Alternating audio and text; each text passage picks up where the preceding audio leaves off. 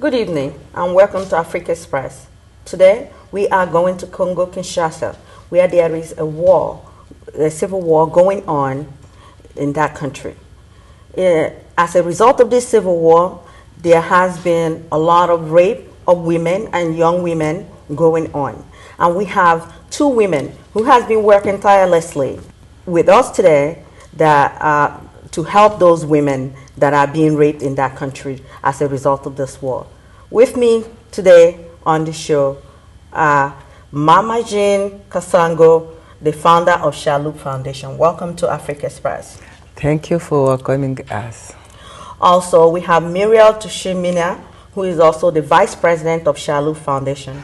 Welcome to Afrik Express. Thank you. Thank you.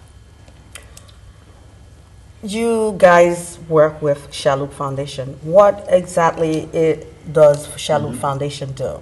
French word that means lifeboat that we translated in African. That's why instead of starting with a C, like in French, we started as a C. And Shalhoubs as a lifeboat, we're the only hope that these women and children have. And that is how the idea of Shalhoub Foundation came in. And that lifeboat, it's to empower those women, to teach them how to become self-sustainable. That lifeboat is come in the form of a shelter, come in the form of an education, come in any type for those children and women. Mama Jean, you are the founder of this foundation. What gave you the inspiration? Why did you start it? What? Thank you. I didn't start Shalhoub Foundation with the war. I just, in 90, I have just 12 young children come to me and ask me to, they want to take care of some young boys in our area. And they ask me to give them part of my house for them to take care of them. And we start like this.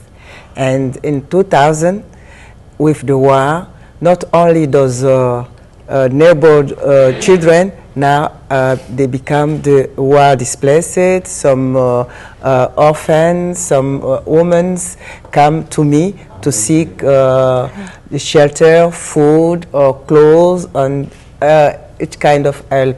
It's why now some friends told me, you know, you're not going to do it like this. You must to become official and for you to do a good job and to take care of all these people. And it's where start Shalhoub Foundation. Where she used to live was across from a camp, a military camp. Okay. And was not only in, you know, I can say ghetto place, and the military camps was right across.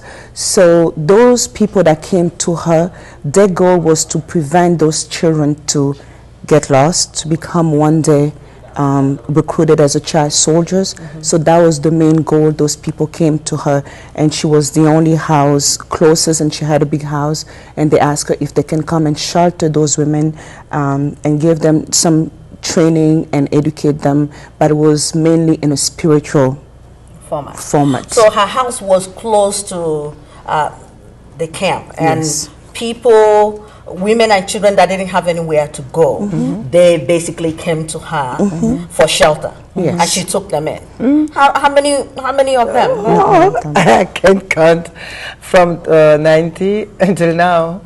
I don't know. So you just took them in? Yeah. That was very nice. And they come and go.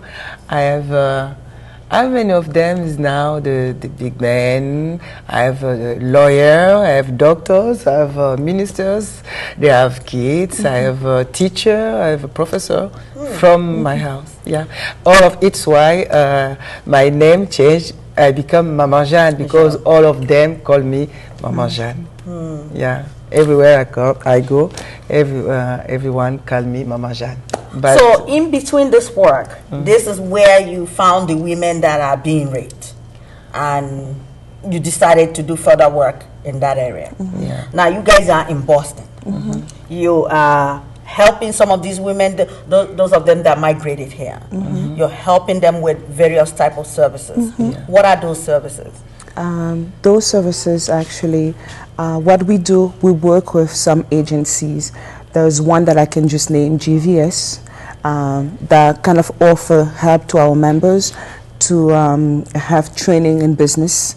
They help them, you know, get their education and later on build their own business. That is one. And we work with other agencies that are willing to help them up with the immigration, ESL classes. So basically that's how the help comes once they get here in Massachusetts. I was looking at some pictures. And some of these pictures are quite horrific, if I may use that word. Sure. And one of them being this. And what I found out as I was talking to you guys was that these women that were being raped, that after the rebels raped them, that they actually sewed their mouth up so that they won't talk what happened to them. And then as you rescue them and bring them to the doctors, and then the doctor now have to do surgery to open their mouth. Yes. And I've never really heard anything like this before, so it's a bit disturbing that women are being treated in this format. It's one thing raping somebody, but then to turn around to tie that, sew up that person's mouth.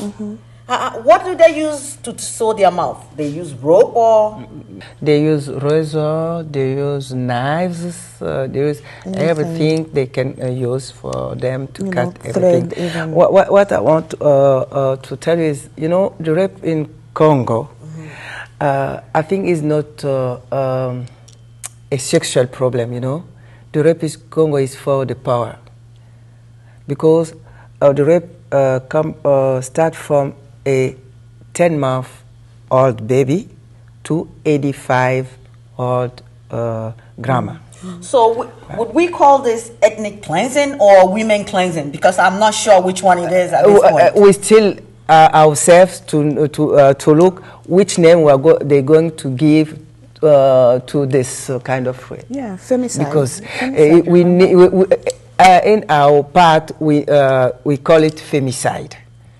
Because they are destroyed, you know. After being raped, they put knives, they put nails, they put everything they can have, and they private. So after. They can be 5 to 10 men can rape them. You know. Okay, we will take a short break and we'll return back and continue this discussion. Sure. Okay.